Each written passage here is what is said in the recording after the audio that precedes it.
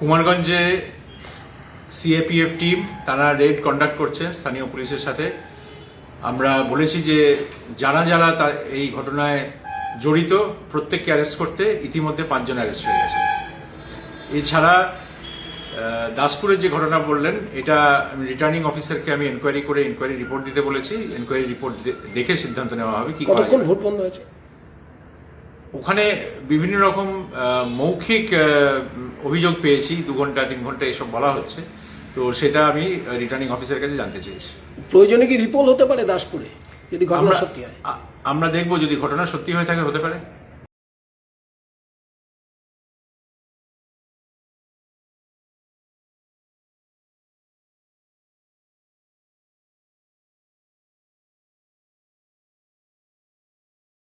আমাদের সব থেকে এখানে আশেপাশে দেখছি একটু খাবার একটু অসুবিধা হচ্ছিল।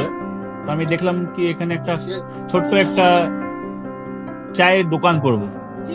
তারপরে চায়ের দোকান থেকে ভাবছি ছোট্ট একটা ধাবা করে দিই। ছোট ধাবা থেকে দেখছি এবার একটু সাজিয়ে এই আস্তে আস্তে করতে করতে এইভাবে হয়ে যাবে আমি নিজেও ভাবতে পারিনি।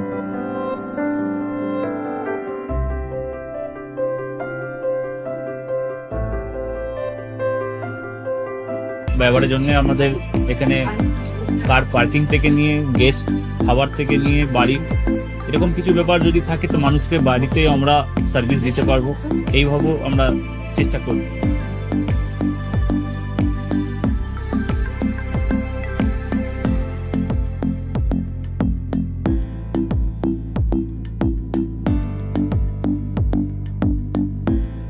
একদম সাধারণ, বাইরে থেকে অনেক চিপ বেস্টের মধ্যে খাওয়াটা কোয়ালিটিটা সবসময় পাবেন। একবার আমি মানুষকে একবারই বলবো কি একবার আমাদের কাছে এসে একবার টেস্ট করে যাবেন। দুপুরবেলা থেকে আরম্ভ আমাদের খাওয়া, থালা, বেঙ্গলি থালা, চাইনিজ ফুড সবই আছে, একবার এসে টেস্ট করে যাবেন।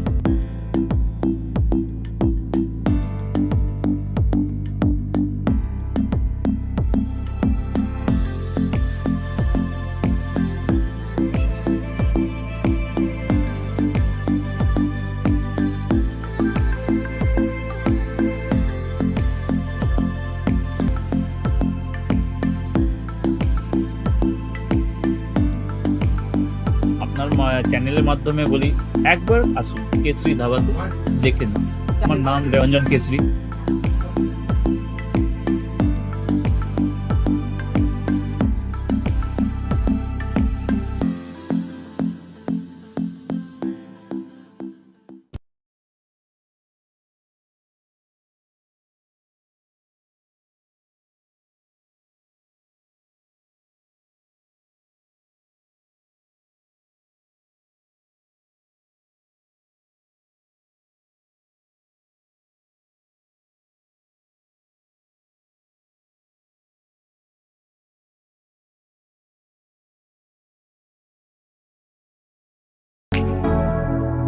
Keshari light house, Keshari light house এবং কেশরী লাইট হাউস নিজেদের রান্নাঘরকে আরো অত্যাধুনিকভাবে সাজাতে সমস্ত কিছু পেতে চলে আসুন নৈহাটি গৌরীপুর চৌমাথা বাজার কেশরী লাইট হাউস।